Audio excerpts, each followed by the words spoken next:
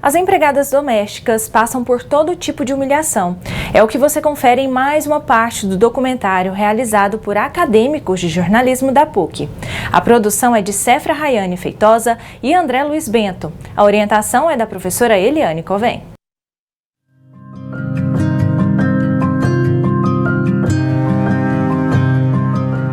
Pois é, como eu estava dizendo, nesse mesmo trabalho que eu trabalhava, que foi na época de 98, na casa tinha uma cachorra que chamava Dara e outro que chamava Billy. Então, ela sempre, minha patroa sempre deixava um dinheiro todo dia de manhã, né, em cima da máquina, para me pegar e comprar os pães. E nesse dia ela pôs, né, e eu fui, o dinheiro não estava lá. O vento deveria ter assoprado, né, caiu e um dos filhotes comeu, né, esse dinheiro. Então, eu escutei muito. Porque, no meu modo de entender, a mulher ficou jogando na minha cara, né? Que eu poderia ter pegado o dinheiro, né? E ter ficado comigo. Aí, o que eu fiz? Eu fui vigiar o cocô dos cachorros. Fiquei vigiando. Toda vez que o cachorro fazia cocô, eu ia lá e vigiava. Até que deu certo.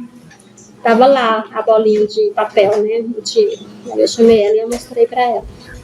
Então, foi muito difícil isso. Pra mim, foi um momento, assim, humilhante, né? Muito triste. Uma pessoa ficar te acusando, você ter certeza do que você fez, né? Sendo que eu não tinha feito nada, sendo que foi o cachorro que pegou.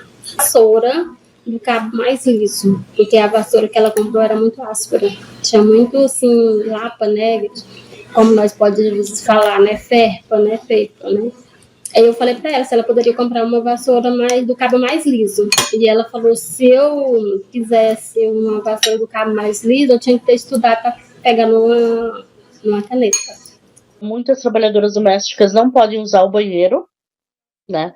Não podem usar os talheres, os pratos, os utensílios domésticos da residência onde trabalha, né? Isso eu acho que é, assim, uma das piores coisas.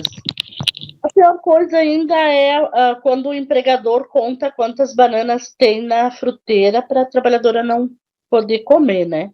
Isso daí eu acho ainda o fim. Eu acho que é um serviço tão puxado, né?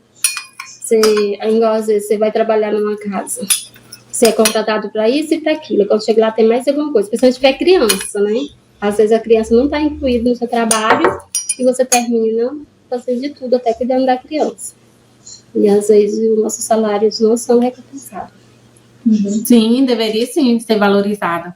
Porque, assim, a gente deveria ter um bom salário, um salário melhor. Tem alguns direitos que a gente não tem, por exemplo, o PIS. A gente não tem o direito do PIS. A secretária do lar não tem esse direito ao PIS, né? E os outros já têm. E nós, infelizmente, não temos esses direitos ainda. Então, a gente quer ser valorizada pelo que a gente é, né? Porque o trabalho doméstico é como qualquer outro trabalho. E a gente mesmo, às vezes, se desvaloriza quando a gente trabalha por um salário menor do que a gente merece, quando a gente não bate o pé pelas horas extras que a gente faz, né? Por muitas vezes que a gente não cumpre os acordos que são feitos, né? Então, tem vários jeitos de a gente se valorizar e de a gente se desvalorizar também. Então, o trabalho doméstico, ele dá suporte, né, para muitas famílias, para muitas mães, então ele deveria ser valorizado pela sociedade, né? Lucrativo, ou seja, aquela pessoa que trabalha em âmbito familiar. E muitas das vezes, determinadas pessoas não têm condições, precisam, mas não têm condições de arcar com os custos previdenciários, fundiários, os impostos que acarreta a partir da assinatura da carteira de trabalho do empregado doméstico. Então, a partir do momento em que alguém contrata um trabalhador doméstico, coloca ele para trabalhar em âmbito residencial, ele tem um custo que não é só o salário, tem as contribuições patronais, tem as contribuições do empregador, que é preciso arcar mensalmente, e em caso de não pagamento dessas contribuições, dessas obrigações legais, acarreta-se aí multa, inclusive a possibilidade do empregado acionar a Justiça do Trabalho e requerer seus direitos. Então, existem muitas pessoas que ainda têm esse receio, inclusive porque a lei é uma lei nova, uma lei recente de 2015, e aí muitas pessoas têm receio de colocar essas pessoas para trabalhar, assinar a carteira e ter aquele ônus, além do salário, ter os ônus legais. Então, se torna muito caro. Mas é preciso sempre se ter em mente que seguir a legislação em caso de trabalho doméstico, seguir a legislação, fazer as anotações devidas e os recolhimentos necessários que a lei exige é o ideal sempre. Minha maior dificuldade é o fato de respeito, né? Que as pessoas chegam, não falam com você direito, por você ser uma secretária do lar, acha que a gente não tem o mesmo direito que os outros, de você ser cumprimentada como os outros. Reconhecimento, né? Dos patrão. A gente luta bastante, que é pela valorização, né? Que a gente conquistou vários direitos, muitos, mas ainda a valorização e o respeito de muitos a gente não tem, né? Educação física, né? Se eu tivesse a oportunidade de trabalhar, seria educação física, para ser personal trainer, que é uma área que me preenche, que eu tenho quase certeza que eu vou conseguir ainda preencher, fazer essa faculdade e trabalhar do que eu gosto, né? Eu gostaria de ser costureira, mas infelizmente ainda não tive a oportunidade de aprender a costurar, né? Mas eu tenho vontade de costurar, queria costurar. O maior sonho é conseguir fazer minha faculdade, educação física, né? E sair da secretária do lar para uma área bem melhor. O maior sonho é realizar alguma coisa para mim, né? Tipo uma lanchonete, né? Meu maior sonho é dormir sem preocupar com contas, né? Coisa para pagar de minha casa, né? Meu maior sonho é quitar minha casa e viver em paz. Esse é um sonho, né? Saber que você não tem que ficar preocupada em ter que trabalhar, tem que trabalhar, tem que trabalhar. O maior sonho é quitar minha casa. A valorização do trabalhador doméstico seriam respeitando os seus direitos, né? Porque muitos não respeitam os seus direitos. E eu acho assim, e ver se de fato as leis são cumpridas, né? De valorização, de direitos, né? A partir do momento que você cumpre os direitos daquele trabalhador, ele é valorizado, né? Porque muitas vezes as trabalhadoras, olha, teve uma senhora que trabalhou 24 anos numa casa, está trabalhando até agora, criou os filhos do empregador, né?